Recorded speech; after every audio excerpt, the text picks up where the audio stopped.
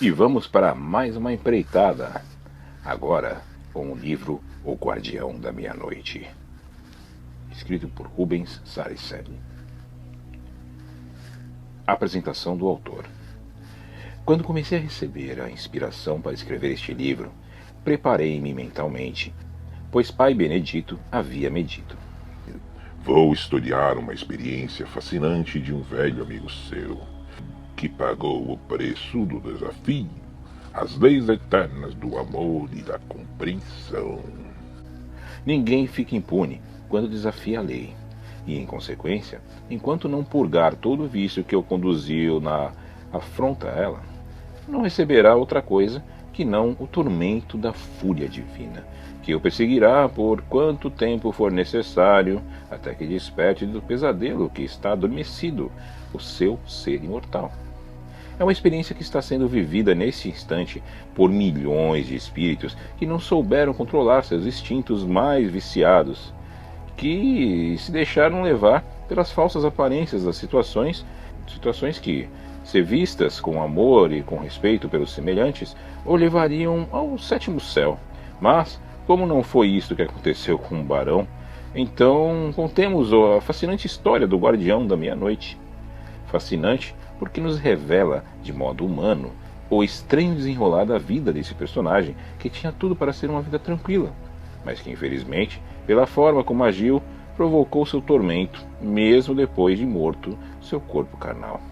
O Guardião da Meia-Noite é um personagem real, que mais coragem teve ao nos contar sua terrível história. Hoje, ele é um dos melhores servidores da luz da lei. Mas como todos os romances, contos místicos e histórias de Pai Benedito de Aruanda têm por finalidade ensinar-nos algo, espero que esta narrativa possa trazer um pouco de esclarecimento sobre as coisas divinas que se encontram espelhadas nas frases, diálogos e situações vividas pelos personagens, todos humanos e em constante evolução, que povoam o desencadeamento dramático da história do Guardião da Meia-Noite.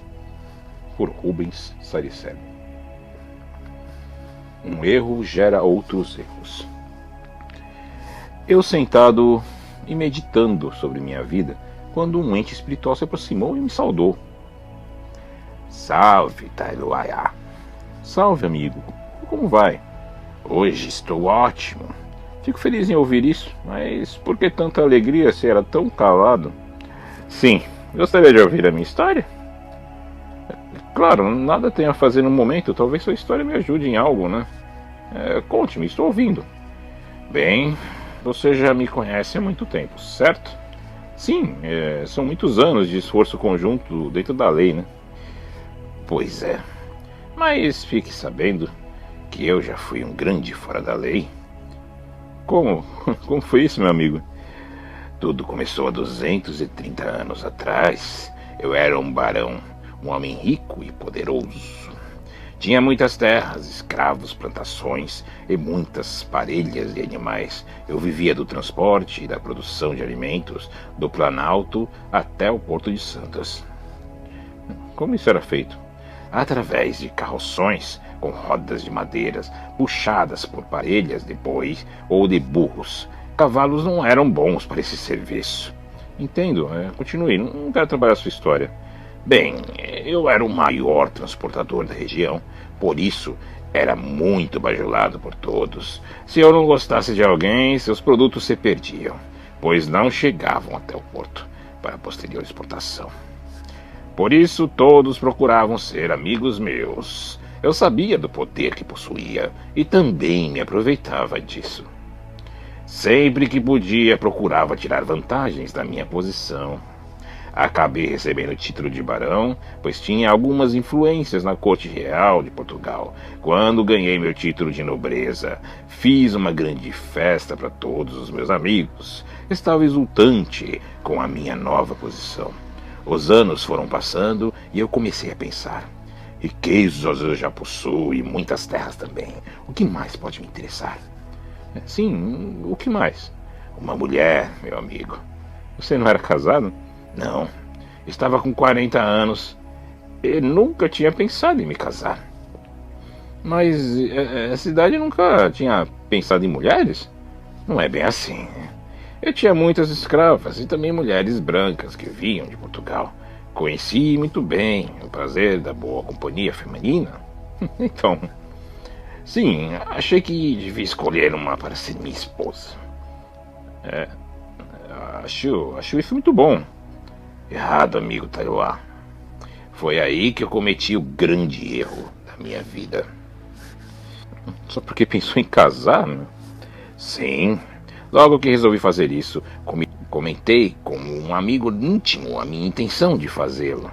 Disse-lhe que iria escolher uma moça bonita e preparada para ser minha esposa.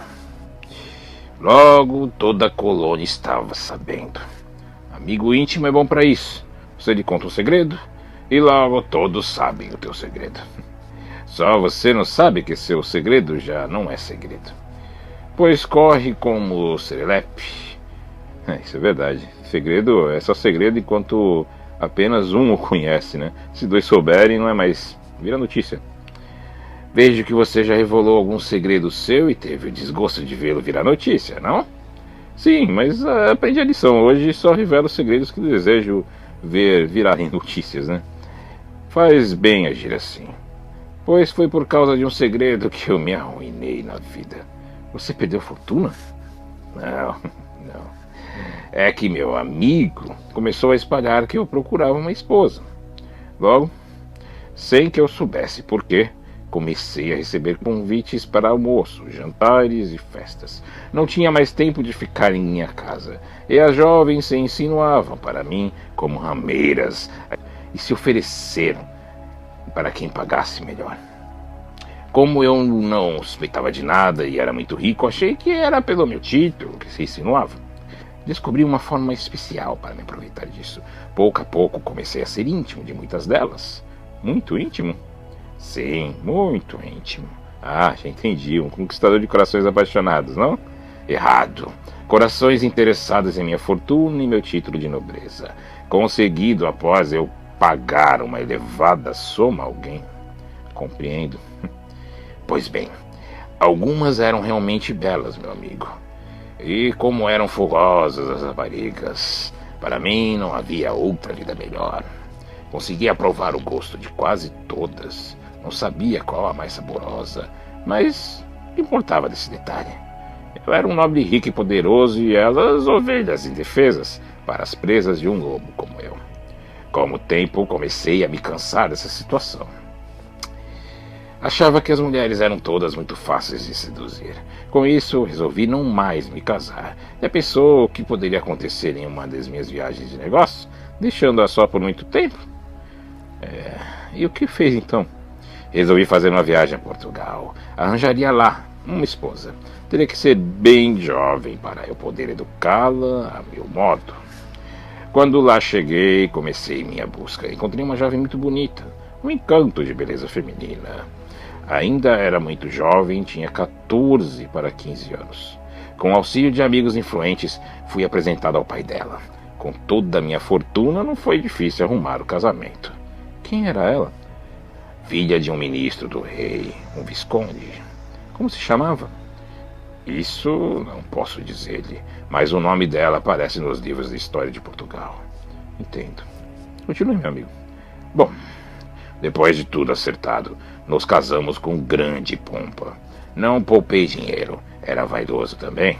Até o rei estava em nosso casamento. Após a festa de núpcias, tentei um primeiro contato com ela, mas devido à sua idade não foi possível, pois ela era muito tímida e não queria magoá-la. Iria conquistá-la aos poucos. Louvável sua atitude. Certo. Resolvi voltar para o Brasil. Teria muito tempo durante a viagem. 2 dias após o casamento voltei. Ela veio chorando o tempo todo por causa da separação da família. Eu procurava uma forma de conseguir torná-la uma mulher feita, mas não havia jeito. As lágrimas caíam todas as vezes que eu a tocava. Assim, logo desembarcávamos em Santos. Quando chegamos à minha casa, a mais bela do porto, ela acalmou-se um pouco. Durante a noite eu forcei um pouco e consegui o meu intento. Mas qual não foi minha surpresa ao ver que ela não era virgem? Como soube disse? Simples. Não manchou o céu branco? Só por isso? Sim. Se todas aquelas que eu havia possuído sangravam, por que não ela? Tudo bem, não precisa se exaltar, né? Foi só uma pergunta. E o que você fez? Expulsou-a de casa ou a devolveu ao pai? Nem uma coisa, nem outra. Achei que se fizesse algo assim, o pai iria se ofender e eu poderia me complicar na corte de Portugal. Afinal, a família era dos mais influentes na metrópole. E o que fez então? Falei sobre isso com ela. Disse-me que era virgem antes de casar. Jurou-me isto ante Deus e não acreditei. Que estúpido eu havia sido. Fui tão longe para achar uma jovem que pudesse confiar e acabei trazendo uma que já conhecia o prazer. E o pior é que eu não podia devolvê-la sem ser humilhado. Além disso, ele aprovar a ira da família dela. Que situação, hein? Que situação, hein? Não foi um castigo por ter me aproveitado de tantas jovens que pensavam em me tornar manorezas? Foi o que me ocorreu na época, sabe? Eu havia sido castigado por meus poucos escrúpulos. Então resolveu calar-se e usufruir da beleza da sua esposa, não? Errado, amigo. Usufruí de sua beleza, porém comecei a arquitetar um plano para vingar-me da traição. Já que não podia fazer nada, iria me livrar dela. Mas ela não era bonita? Sim. E não era uma boa esposa? Sim, era uma ótima esposa, muito delicada e caprichosa com nossa casa. Então, por que fez isso? Senti-me humilhado. Arquitetei um plano infalível. Todos os dias ela ia dormir às 8 horas em ponto. Não falhava um dia. Era um hábito antigo.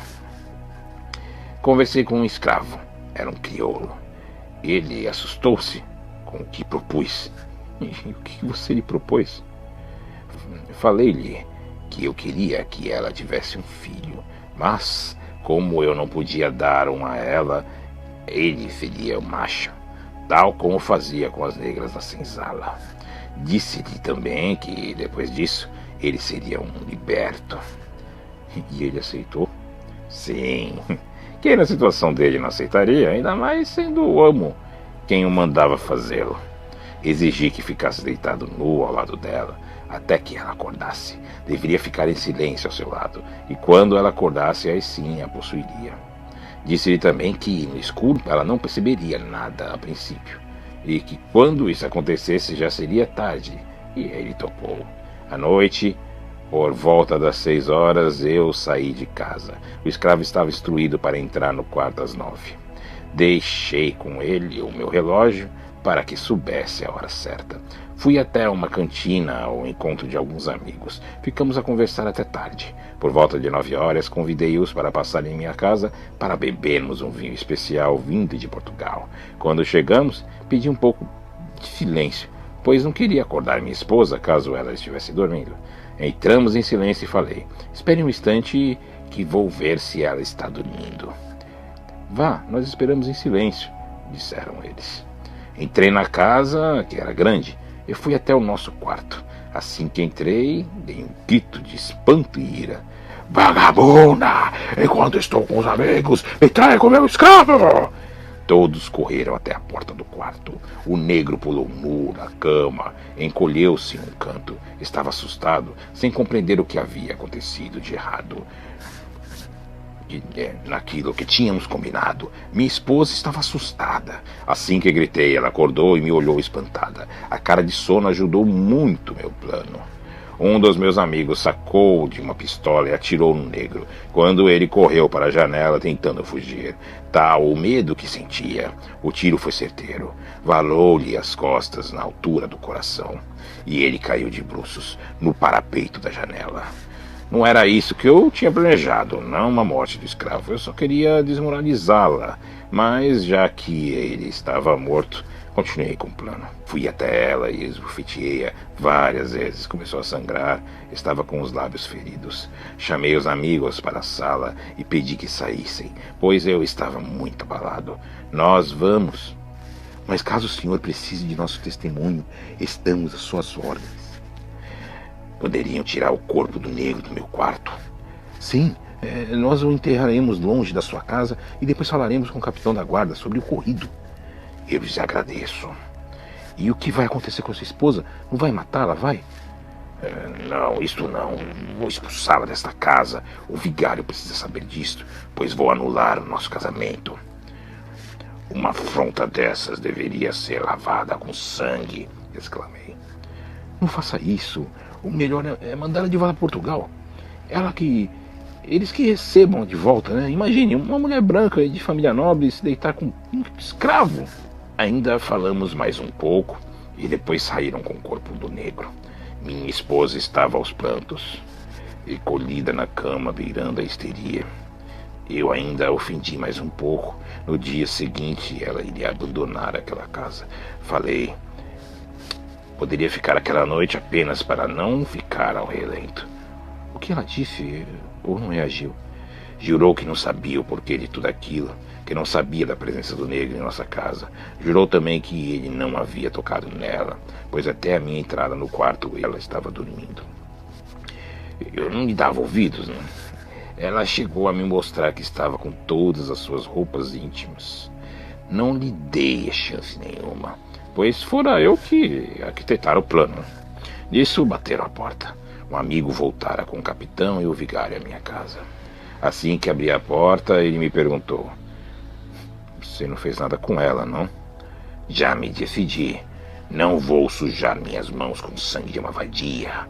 Vou sair de casa esta noite. Amanhã ela vai sair desta casa. Não fica aqui nem mais um dia. O vigário entrou no quarto pouco depois. Voltou dizendo que ela jurava por Deus que era inocente. Então nós não vimos nada. Foi tudo ilusão? Não, padre. Será que está do lado dela? Não ponha palavras em meus lábios. Apenas estou repetindo o que ela me falou, barão. Vamos, meu amigo. Diga ao vigário como estava o negro quando nós o vimos. Sim, vigário, é verdade. Ele estava nu na cama. Suas roupas ainda estavam lá. Se o barão não jogou fora, né? Eu não toquei em nada. Vamos ver se ainda está lá. Ou se ela os escondeu também. De fato, as roupas do negro estavam ao lado da cama. Vê isso, vigário. Acha que 5 pessoas que viram a mesma coisa iriam se enganar? Não foi isso que eu quis dizer. Talvez o negro tivesse entrado naquele momento. Quer que eu acredite nisso também? Sempre há dúvida. Neste caso, não.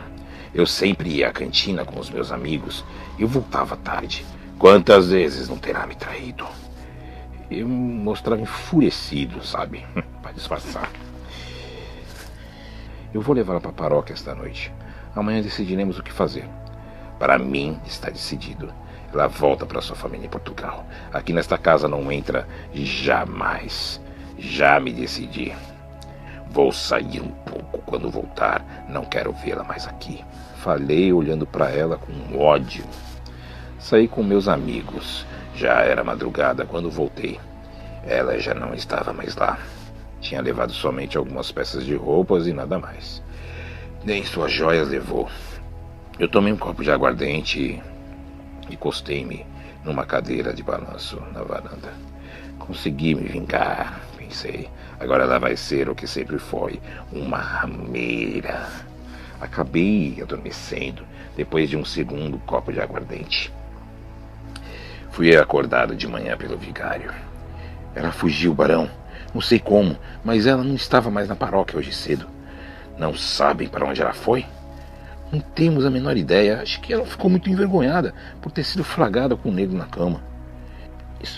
Isso prova o que eu afirmei ontem à noite. Onde será que ela se escondeu? O senhor tem alguma ideia? Não, e também não irei procurá-la. Vou ver se encontro por aí. Não podemos deixá-la jogada num canto qualquer. Poderá cometer alguma loucura, pois ainda é uma criança. Para me trair não era uma criança, vigário. Acho que é mais esperta que nós dois juntos. Não diga isso, barão. Ela cometeu apenas um deslize. Um deslize que me desonrou. Bem, isso é verdade. Todos estão comentando sobre o fato e acho que o senhor será motivo de piadas maldosas por algum tempo. Até mais tarde, barão. Depois que o vigário foi embora, fiquei pensando no que ele falou. Eu não tinha pensado nisso. Agora era tarde. Teria que me fazer de surdo às risadas dos amigos. Já aparecera a primeira falha do meu plano quando o negro foi morto, agora a segunda. Precisava estar preparado para quando a família dela soubesse do caso. Mais tarde, o vigário voltou à minha casa. Não a encontramos em lugar nenhum. Ela desapareceu de vez. Procuramos por todas as estradas, ninguém a viu. Estranho. Onde ela terá se enfiado? Será que está escondida em alguma casa? Não, nós procuramos nas casas também. Ninguém a ocultou, né? Então, não sei. Logo ela aparecerá, caso não a tenham ocultado. A fome e a falta de conforto farão com que ela volte para a cidade. Assim espero, Barão. Gostaria que nada disso tivesse acontecido. Era tão criança ainda, não sobreviveria nas selvas e isso me deixou muito triste. Eu comecei a pensar nisto com mais uma falha. Não tinha pensado nessa possibilidade. Se ela viesse a suicidar-se? Vou chamar os empregados para que vasculhem tudo, a ver onde encontrá-la, esteja onde estiver. E todos foram procurá-la. A busca se estende até o Planalto. Nada. Ninguém a tinha visto. Eu fiquei triste por isso. De certa forma, quem havia impedido a isso. A culpa era toda minha. Passaram-se 2 meses e nem sinal dela. Foi neste tempo que seu pai chegou a Santos. Alguém fora a Portugal e contara sobre o ocorrido, e ele veio direto à minha casa. Eu o recebi meio bêbado. Havia adquirido o hábito de beber muita aguardente para aliviar minha consciência. Afinal, era de fato uma criança ainda. Poderia ter cometido algum deslize sem maiores consequências. Falei pouco com seu pai. Conte-me, o que houve com minha filha, Sr. Barão?